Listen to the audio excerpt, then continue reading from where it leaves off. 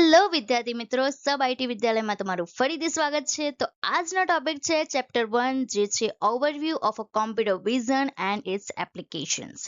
આગળ આપણે બધા જ ટોપિક કવર કરી નાખ્યા છીએ અને આ ટોપિક છે આઈએમપી ક્વેશ્ચનનો. કે મારા હિસાબથી મને લાગી રહ્યું છે કે આ ચેપ્ટરમાંથી કયા કયા આઈએમપી ક્વેશ્ચન નીકળે છે. ઓકે, અને જો તમારે લાઈક જીટીયુમાં કરીને જવા હોય તો તમે એટલા કરી શકો છો. જે પણ આઈએમપી છે મેં એ જ નાખ્યા છે આમાં. ઓકે, તો ચલો જોઈએ કયા કયા આઈએમપી છે. તો મોસ્ટલી મને આ 10 આઈએમપી લાગી રહ્યા છે કે મે બી જીટીયુ આ પૂછી શકે છે અને આઈએમપી છે.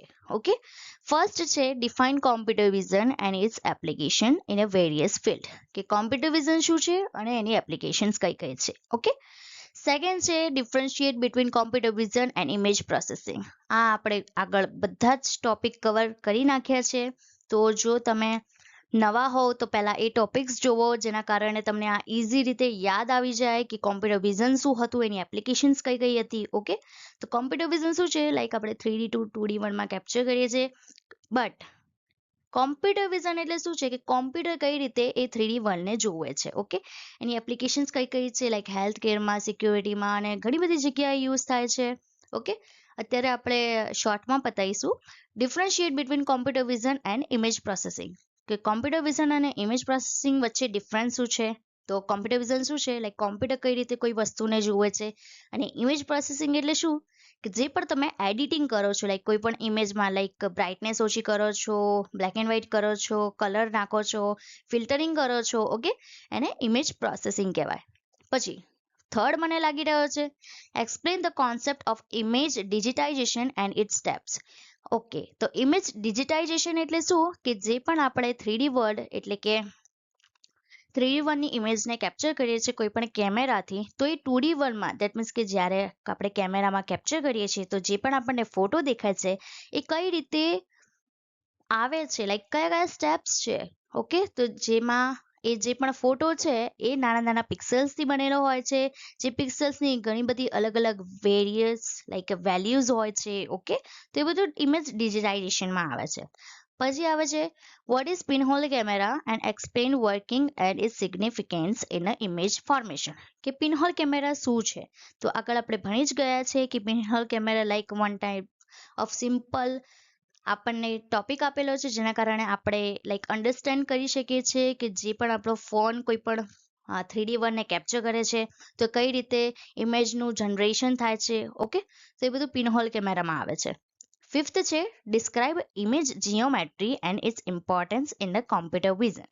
ઓકે, તો ઇમેજ જીઓમેટ્રી શું છે કે જે પણ આપણે મેપિંગ જોઈએ છે, મેપમાં જે પણ શેપ જોઈએ છે, તો એ કોમ્પ્યુટર વિઝનમાં કઈ રીતે ઇમ્પોર્ટન્ટ આવે છે એમાં, તો એનો આ ટોપિક છે. ઓકે, સિક્સ્થ છે explain the hierarchy of a 2D transformation with the example.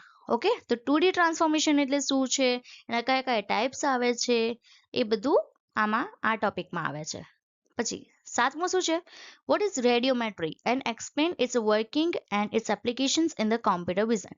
Radiometry એટલે શું છે, like one kind of method છે, like one kind of process છે જેમાં સોર્સ આવે છે, લાઈક જે પણ સનમાંથી રેઝીસ આવે છે ઓબ્જેક્ટ ઉપર પડે છે, પછી કોમ્પ્યુટર એટલે તો કોઈ પણ સેન્સર છે કેમેરો એ એને કેપ્ચર કરે છે, તો આ આખી પ્રોસેસને રેડિયોમેટ્રી કહેવામાં આવે છે. પછી એની એપ્લિકેશન્સ ને એવું બધું આવે છે. Okay, 8 explain the process of 3D to 2D projections with the example. કે જે પણ આપણે ફોટો કેપ્ચર કરીએ છીએ એ આખી પ્રોસેસ કઈ રીતે થાય છે.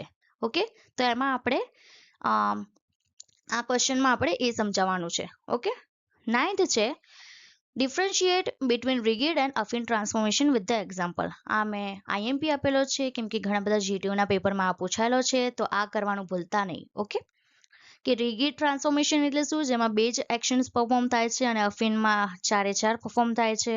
ઓકે, આગળ તમે જોઈ જ શકો છો ઘણા બધા વિડીયોઝ આવેલા છે, બધામાં મેં આને લાઈક પૂરું એક્સપ્લેન કરેલું છે, તો તમે એ ચેકઆઉટ કરી શકો છો.